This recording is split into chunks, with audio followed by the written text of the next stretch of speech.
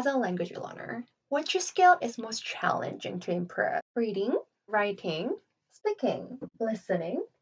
For me, speaking has been most challenging to improve. But why? Out of the four major skills required to improve language proficiency, why especially speaking is so always challenging and nerve-wracking? I think there is a vicious cycle starting from a lack of speaking opportunities, especially for those who live in their home country where their target language is not spoken. We don't have or give ourselves enough opportunity to speak, and we feel unfamiliar with speaking it. It therefore requires an immense amount of cognitive effort to construct sentences and select appropriate vocabulary, which leads to negative feelings associated with speaking it, such as anxiety, overthinking, worrying. So, generally, we are a bit reluctant to speak in a new language. So, today I would like to share some of the tips that have contributed to my speaking skills. But before jumping to the topic, I want to talk about my language learning journey. I'm Korean and graduated from public schools, elementary to university. Till then, I didn't have enough exposure to anything international. And then a life changing event occurred in my life. I got to do my internship in the States. Even more unbelievably, I got to work there. And then COVID broke out.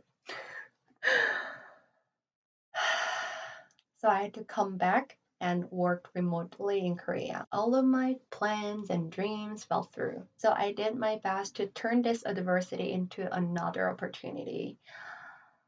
So basically, I created an environment where I could only speak in English. I only hung out with foreign friends and consumed English content. By the time I started to learn English very seriously, my English level was around A2 according to CEFR. So at the very beginning of my language learning journey, genuinely enjoyed it a lot. I found it really fascinating to be friends with people from different backgrounds, especially because Korea is such a homogeneous country. Just the fact they have different skin colors and different body shapes was already enough to excite me. But as I became advanced in English, I became conscious of making mistakes. I started to overthink. I said this way, but what if that was not correct? So basically, I couldn't really focus on what I want to convey, but more mistake or incorrect vocabulary choice. And that overthinking obviously gets in the way of me actually talking and delivering my intention. As a result, I talked less and became reserved. And then I found myself stuck in a learning plateau where I started to question, do I have to continue this learning? I just want to give up on everything. I don't know how to express myself in English. I just don't want to talk, but I have benefited a lot from learning English. I didn't want to give up on it. There was a brilliant question that helped me get back on track. What holds me back? What prevents me from speaking? It was very clear, a fear. The fear of making mistakes, and that comes with criticism, judgments in my mind while talking with friends. On my face, superficially, everything looks good. I'm okay. I may look calm, but in my mind, I might have said this wrong. That might be inappropriate vocabulary. Oh, I can't recall that expression. I'm so stupid. I'm not enough. I studied English for a year, but I didn't make enough progress. This self destructive inner dialogue made me crazy. That obviously interfered with my thinking, therefore, I couldn't really articulate my thoughts and feelings with ease. Thanks to the question, I was able to clarify what I was afraid of. I got a very simple solution. I just needed to allow myself to make mistakes. I just basically try to convince myself that it's okay to make mistakes. And people say every mistake is an opportunity to grow. That's so true. I mean, how can we build familiarity with a new language without speaking it, without using it, right? In order to move towards a direction I want to go in, I needed to make mistakes. I really appreciate the initial question I asked myself that came into my mind. Rory, what holds you back? I mean, this question is not just forcing myself to do certain things, but it's just like, let me understand myself. What's going on? So I highly recommend to all learners who feel like you're stuck in a plateau. And then I did the opposite of criticism, which is showering myself with compliments. I think I was obsessed with my mistakes and my weaknesses and maybe stuff I did wrong. There were many times I was able to express my thoughts with confidence and ease, using appropriate vocabulary, recalling expressions. There were so many moments I deserve compliments, but I just didn't focus on that. Me trying to get out of the plateau. That's so amazing. Making an effort to stretch my comfort zone. That's really cool. I deserve compliments. Rory, you're doing awesome. I'm so amazed at how passionate you are, how persistent you are, and how hardworking you are. I deserve so many compliments. And then, like, a strange thing happened. I want to speak more.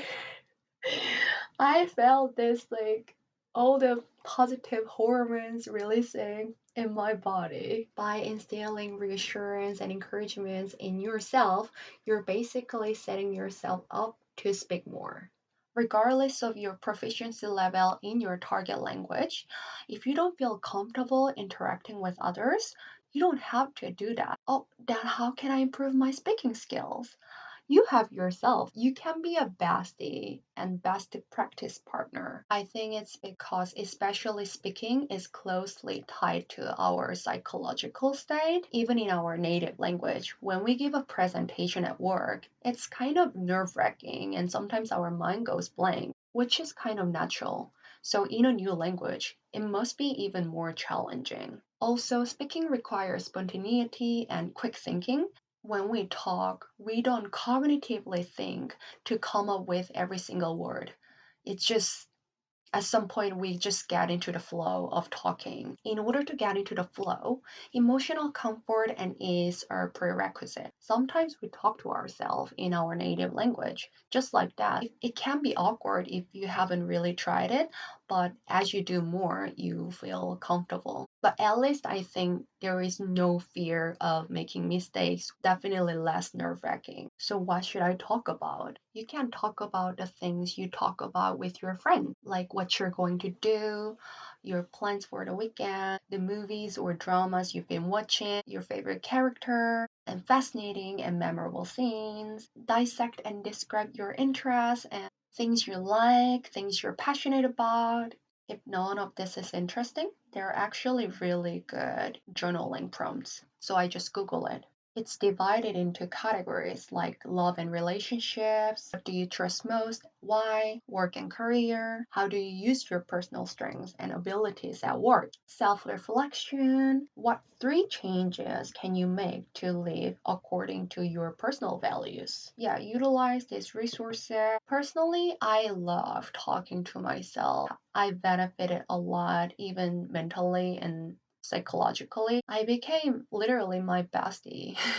We all know the importance of confidence and self esteem. Communication with myself played a huge role in me building confidence. For those who find it kind of cringy and awkward, then I recommend talking in the middle of something, just like we talk in our mother tongue. So when you take a shower, take a walk, washing the dishes, doing house chores. It reduces seriousness and pressure. For me, the best time to talk to myself is when I take a walk. After staying indoors for a long time, when I go outside, I feel just physically lighter with the refreshing air and the sky, and that allows me to feel a bit more grounded and centered. I feel kind of more in touch with my feelings and thoughts.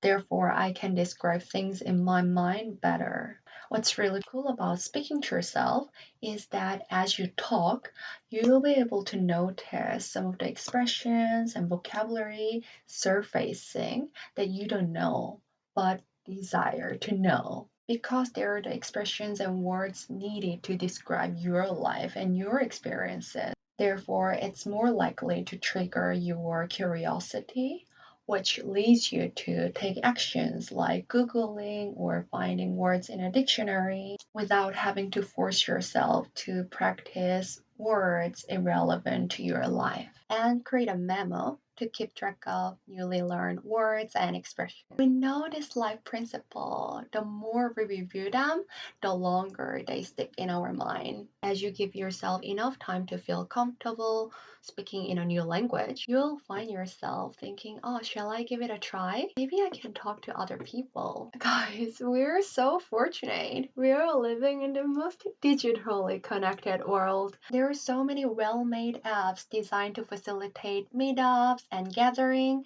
So use this app to find language exchange groups. This is for global users and this is for Korean users. I will leave the links in the description below. If you're kind of not ready to make in-person interactions, then it's okay. We can also make friends online. Within a click, it's so accessible. You can access it anytime you want. And there are a list of foreigners who want to make international friends like you. So you can text or call or exchange voice notes. I found voice notes feature is so helpful. Guys, if you're practicing speaking, we gotta speak. Voice notes is really cool because you can unsend it, re-record it, and give yourself enough time to find some words, appropriate words or whatever. So it puts less pressure on you. As we learn a new language, we all have questions like, how do native speakers say this? Does this word fit in this sentence? Mm-hmm. There is a brilliant and well-made app called Hi Native where you can get answers from native speakers. It's designed to facilitate asking questions for language learners. If you go on this app, there is a list of questions formats like how do you say this? Does this sound natural? Or what does that mean?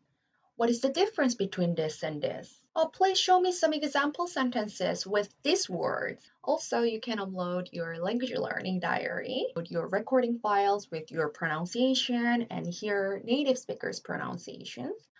You can also ask free questions about their cultures and costumes, and if you're preparing for a working holiday, then their working holiday system. But it doesn't have a private messaging feature. So there are a lot more serious language learners. So you can answer for the learners who are learning your native language. Even though it doesn't have a private messaging feature, I made 3 really good friends through this app. I saw some people's profile answering my questions repeatedly. So I just showed immense amount of gratitude first and then asked them, can I ask your Instagram or WhatsApp? We started to have a private conversation. So I highly recommend Hi Native. It's a must-have app for all language learners. That's it for today's guys. Speaking can be tough and kind of awkward at first. If it is too daunting at first, start with simple, easy sentences. And as you practice more and more, you can expand your vocabulary and sentence structures. You will be surprised at yourself speaking with confidence and ease. You will get there eventually. And don't forget to keep that in your mind that you're allowed to make mistakes. And that's enough. When it comes to language learning, we shouldn't strive for perfectionism, but consistency and patience and persistence. That's the answer. So, yeah, let's keep it up. We're awesome, already enough, just trying something new. Good luck with your language learning. Bye!